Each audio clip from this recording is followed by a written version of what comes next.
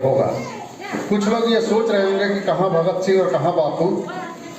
तो ये इतिहास की एक मज़ेदार बात है कि भगत सिंह और बापू दोनों सेकुलर इंडिया के साथ थे, दोनों ही साम्राज्यवाद के खिलाफ लड़ने वाले अनन्य योद्धा थे और दोनों ने जो है अपने देश की जनता के प्रति अनन्य प्रेम के द्वारा अपने आत्मोत्सर्ग और बलिदान के जरिए अपने त्याग और निष्ठा का सबूत दिया। इसीलिए ये छोड़ी गई साझी जमीन है जिस पर खड़े होकर हमको मोहब्बत के गीत गाना है। युद्ध से आप्लावित इस दुनिया में, नफरत और हिंसा से भरी इस दुनिया में प्रेम ही एकमात्र रास्ता है जो मानवता के मुक्ति का संदेश हमको दे सकता है। यह सिर्फ देश के विकास का प्रश्न नहीं है, यह मनुष्यता के रक्षा का प्रश्न है।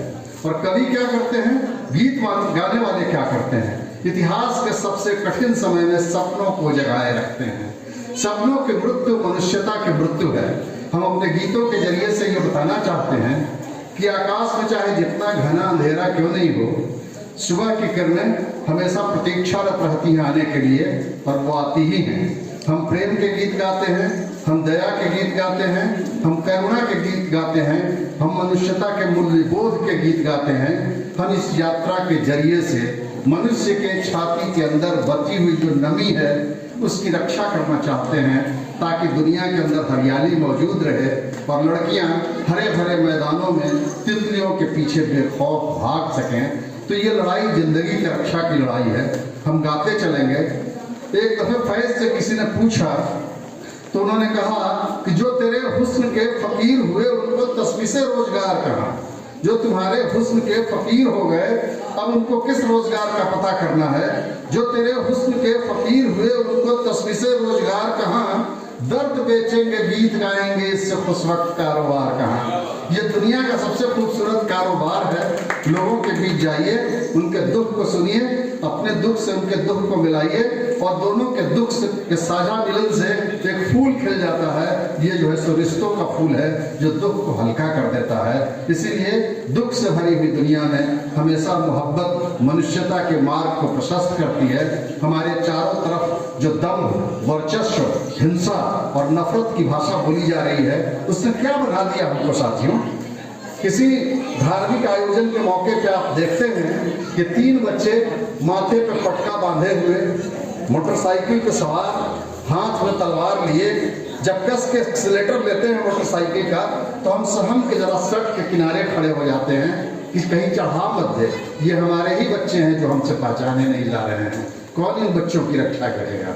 आपके बच्चों को मुसलसल तौर पे इस देश की सियासत जो है वो कातिल बनाने की तैयारी कर रही है। छोड़ दीजिए हिंदुस्तान के संविधान की रक्षा की बात, छोड़ दीजिए हिंदुस्तान के जनतंत्र की रक्षा की बात। मेरा बेटा बड़ा मासूम है, वो घर से निकलता है तो उसकी माँ चिंतित रहती है। मैं सोचता हूँ कि कभी मेरा बेटा घर से निकले और किसी उन्मादी भीड़ के हवाले हो जाए और किसी उन्माद के क्षण में वो जैसे दंगाई होकर लौटे। जो गया था घर से वो आपका मासूम बेटा था, जो लौट के आया है उसके हाथ में खून के धब्बे हैं। किसी और चीज से डर नहीं लगता है तो अपने बच्चों के कातिल बनने से डर जाइए। आपके बच्चों को कातिल बनाने की तैयारी है। इतनी नफरत, इतना हिंसा, इतना दम कि कोई आपके मोटरसाइकिल से पास लेके बगल से निकल जाए तो आपके बच्चे की मर्दानगी जाग जाए और वो उसका गर्दन पकड़ के कहे कि साले तेरी इतनी हिम्मत तो हमारे मोटरसाइकिल से पास लेके निकल गए। और आप देख रहे हैं कि दिल्ली की सड़कों पे रोड रेसिंग में हत्या हो जा रही है। मर्दानापन की ये जो मैस्कुलिन परिभाषा गढ़ी जा रही है जिसमें हाथ में तलवार रहे, आंख में अंगार रहे, ये है मर्दानापन। क्या कितना मर्दाना बच्चा हमको चाहिए, कितना मर्दाना कि उसकी मर्दानगी किसी के मोटरसाइकिल के पास लेने से जाग जाए और वो किसी की हत्या पे उतारू हो जाए। ये हिंसा की भाषा है, ये दम्भ की भाषा है, ये वर्चस्व की भाषा है। हम हिंदुस्तान के विविधता की रक्षा करना चाहते हैं। विविधता जीवन की पद्धति है। प्रकृति को अगर एक रूपता मंजूर होता तो वो दुनिया के अंदर विभिन्न किस्म के जीवों की संरचना नहीं कर सकता। इसलिए ये न सिर्फ मानवीय अस्तित्व की विधि का नाम है बल्कि ये सर्वाइवल का नाम है, ये एग्जिस्टेंस का नाम है, ये ब्रह्मांड के अस्तित्व का नाम है। दुनिया विविध तरीके से गढ़ी गई है और इसीलिए दुनिया खूबसूरत है और इसीलिए हमारी आंखों में रंग चमकते रहे। नीला, पीला, लाल, गुलाबी और फूलों से भरी हुई फुलवारी हमारे आगे महकती रहे। इसके लिए जरूरी है कि अनेकता की रक्षा की जाए, विविधता का सम्मान किया जाए, सब कुछ मिलके जीवन जो है से मुखरित होता है। यही जीवन की सौंदर्य चेतना है और इसी सौंदर्य चेतना के लिए गांधी जूझे, इसी सुंदरता और इसी खूबसूरती को पाने के लिए और मनुष्य के आजाद उड़ान की इच्छा को हवा देने के लिए सुखदेव, राजगुरु और तमाम लोग जैसे फांसी के तख्ते पे झूले। इसी के गीत बुल्ले शाह ने गाए, इसी के गीत कबीर ने गाए, इसी अनुराग और प्रेम की भाषा की दुहाई दे के नानक पैदा हुए, इसी भाषा के गर्भ से आपके देश के अंदर रैदास पैदा हुए और नामदेव पैदा हुए। हम उन तमाम परंपरा बाउल के जो गीत हैं वो इसी से पैदा हुए। चैतन्य के हृदय की करुणा जो है वो इसी से पैदा हुई। मोहब्बत की वजह से दुनिया अस्तित्वमान है। हम इसी मोहब्बत की रक्षा करना चाहते हैं।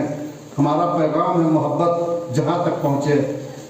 उनका जो काम है सो अहले सियासत जाने, हमारा पैगाम है मोहब्बत जहाँ तक पहुँचे और इस मोहब्बत के पैगाम को लेकर हम हाजिर हैं। हम हिंदुस्तान के गली गली जाएंगे, नगर नगर जाएंगे और चौराहे पे खड़ा होकर मोहब्बत और ज़िंदगी के गीत गाएंगे। शुक्रिया दोस्तों।